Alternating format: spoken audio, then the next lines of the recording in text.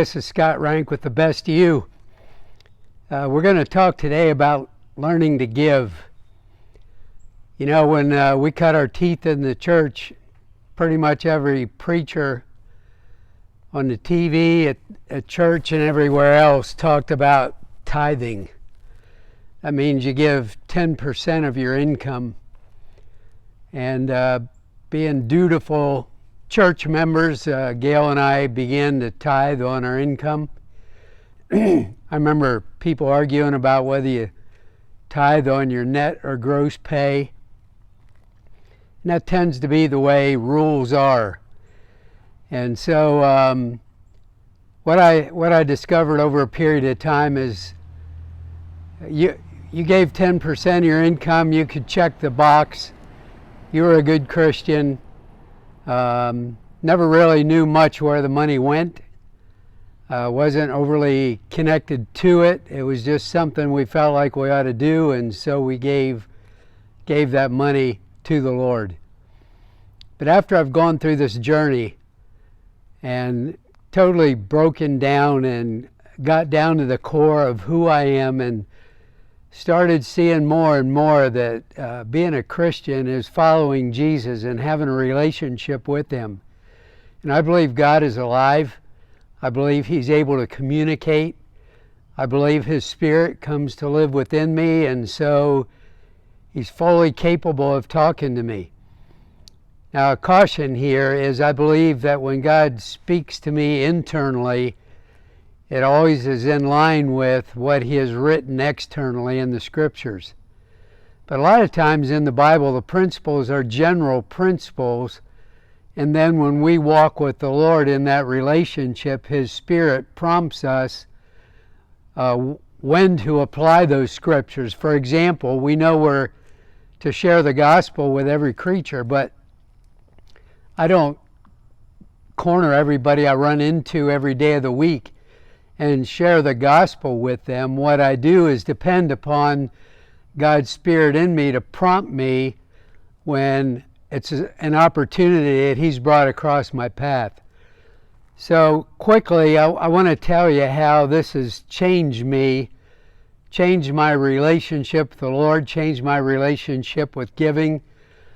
And this is to give glory to God, because when Gail and I were dating, she used to tell me I was so tight my shoes squeaked when I walk. So this is not something that comes natural to me, but the first one I remember is Gail and I go out to breakfast almost every Saturday, and excuse me, this one particular Saturday we had a waitress, and she seemed really weighted down with care. She wasn't smiling at all. She only talked when she had to take our order. And I told Gail I was going to engage her. And so as she came back to our table, I just asked a simple question like, where are you from? What are your dreams? We engaged her in a little conversation, and she shared a little bit with us that she was a single mom and really struggling. And it was near Christmas that year, and I got this prompting in my spirit that said, give her $100 tip today. And that is so foreign to me. First thing I did was get up and went and talked to the manager and said, how do you guys disperse your tips here? Do they go directly to the person that waited on me, or they go into a pool and just get spread around with everybody? He said, no, they go directly to the person. So when I checked out that day, we anonymously, well, it was on our bill, but I gave her a $100 tip. And I felt really good about it. And time passed, and we saw her numerous different times when we were there. And it was probably 6-8 months later, one day, she came up to our table and she said, you guys are the ones that gave me that $100 tip back at Christmas, aren't you? And we looked at her and said, why all this time later?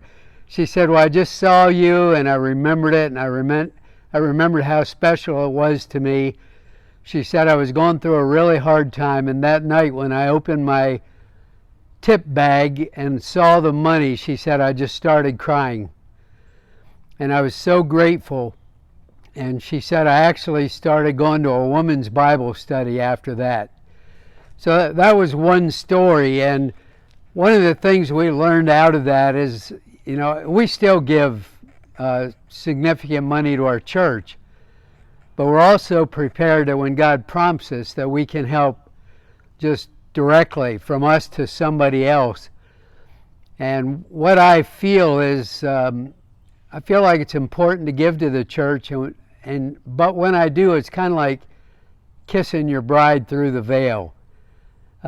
It's kind of second, third hand. I have no idea where it goes. I hope they do good with it.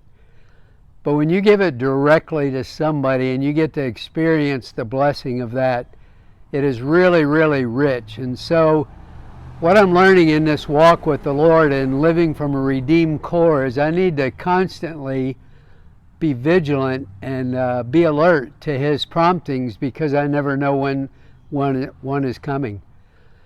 So one day I'm in South Florida doing my job. I work for a utility company, and a lot of times I go to people's homes and help them try to reduce their energy cost. I had an appointment in West Palm Beach this one morning. It was really hot out. It was supposed to be like 95 that day. And that morning the lady called me and said, I wondered, can you still do what you do if our air conditioning is not working? And I said, sure, I still can come by and check everything out. So when I got to the home, the lady's sitting out front of her home with the front door wide open. Two little boys start following me around. I have a bunch of equipment, and they were really curious, and I was talking to them and showing them what I'm doing. Make a long story short, she was an Indian from India. And when we get all done, she said, yeah, my air conditioner has a very small leak in it. And last summer, our husband got an AC contractor to come and just refilled it, and it lasted all summer. She said, but everybody I call this year wants to sell me a new air conditioner, and I can't afford it. She said, so we're just kind of living without air conditioning. And so I was done with my stuff, and I'm leaving, and I'm walking to my car, and I get this prompting. It said, you asked me this morning if I would bring somebody across your trail that you could help and that would not ever be able to pay you back. What do you need, a billboard? So I went out to my car and I called another guy in our company, asked him if he knew an air conditioning contractor that would go by this lady's house and just fill up the refrigerant without trying to sell her new AC. So I called that company and they said, yeah, they would. So I wrote down their number, took it in, knocked on the door, and I said to the lady, here's a guy that will come by and he'll charge your refrigerant. He said it shouldn't be over $300. And she said, thank you. And then she said, I will call him when I can afford to pay for it. So I felt like I did my job again. I'm walking back to my car, and again I get prompted, and the Lord says, you've got discretionary income. You're always asking me for an opportunity to help somebody. Why don't you help this lady? So I called the contractor back, said, listen, here's the situation. I'll give you my credit card number. I'll be glad to pay for it. Just go by and make sure they have air conditioning. He said, all right, I'll go by and do it, and then I'll call you back tonight and we'll settle up. So I never got the call. I was really disappointed. So I called the lady back and asked her if he ever came by, and she said, oh yes, our house is cool, and because of what you told him, he barely charged me anything and I was able to pay for it. I was really disappointed I didn't get to pay for it, but I was really grateful for the promptings and the Lord allowing me to help this lady. I have to do a little edit. When I was telling this story, I forgot to tell you, I asked this lady why her husband doesn't call the same contractor back to recharge their AC system, and she told me her husband got kind of ill a few months earlier and went into the hospital, and she said he was dead within 2 weeks 42 years old, and now she's left a widow with these 2 little boys. So that was a really important part of the story. And when I told her that the guy was coming by and I was going to pay for it, she started crying and asked me why I would do that. And I told her I was a Christian, and my faith and the Lord asked me to take care of the widows and orphans. And she was really moved by that. So I need to put this piece in. I hope it fits. And my last story is about a month ago, Gail and I were out for a walk on a Sunday night.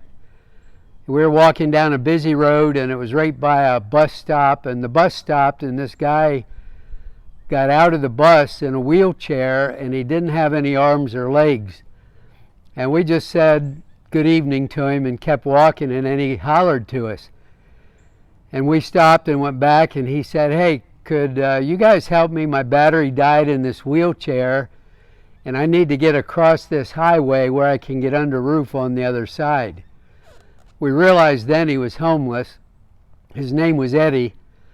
And Gail and I pushed this guy in his wheelchair across 4 or 5 lanes of highway, got him under roof, and he said, "This is fine, I'm good here, thank you very much." And we went on our merry way with our walk. Well, a little while later on our walk, I got one of these proddings inside, and I started wondering, what would Jesus do? And my first thought was, well, he'd heal him, grow his arms and legs back, and get him out of that wheelchair. But I knew Jesus would do more than I did. So we came home, and I got my truck and drove down there and asked him if there was anything else I could do for him. And he said he was hungry, and this was during COVID. And there was a little Latin restaurant that was open there. I went in, got him some food, brought it around, set it down there, and he said, "Wow, that really looks good." And then I started thinking about it. The guy doesn't have any arms or legs. And I said, "So do you need me to feed this to you?" And he said, "Yes." And it was getting dark now, and I'm sitting there totally humbled, feeding this guy bite by bite his supper, talking with him, getting to know him. I asked if there was anything else he needed. He said somebody stole his pillow and his blanket. So I called Gail. She brought a pillow and a blanket down.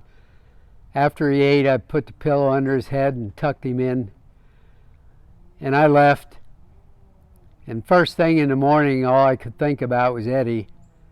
So I got in my truck and drove back down there, and ended up going to a store and buying a new battery and a battery charger for his wheelchair.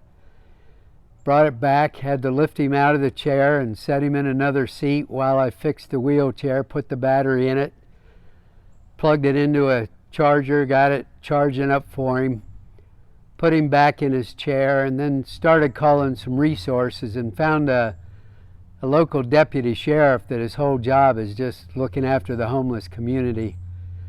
Told him about Eddie, and he came out and found Eddie and offered him some services, but Eddie refused.